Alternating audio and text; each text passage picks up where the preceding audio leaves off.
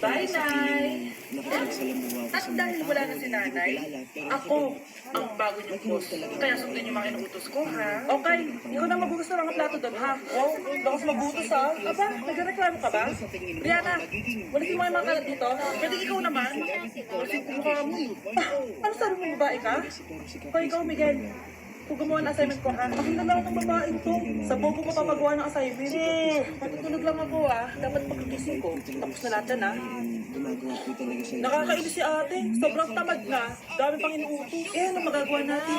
Favorite kasi ni nanay yan. Isumbong na natin na kay nanay. Hindi pa rin naalipin niya tayo ng ganito. Ano ko? Pagkala niyo hindi ko kayo naririnig. Magtrabaho kayo doon. Tama na ate.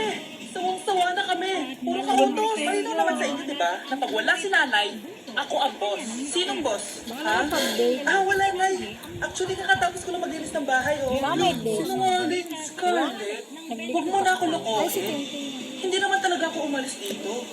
Sinisigurado ko lang kung naglilinis talaga kayo lahat. At tama nga yung sinasabi ng mga kapatid mo na parang ang boss umasta dito sa bahay. Mga anak, kayo na bahala sa atin nyo. Utusan nyo ng utusan yan. Ate, ikaw na magugas ng mga plato doon. Eto na.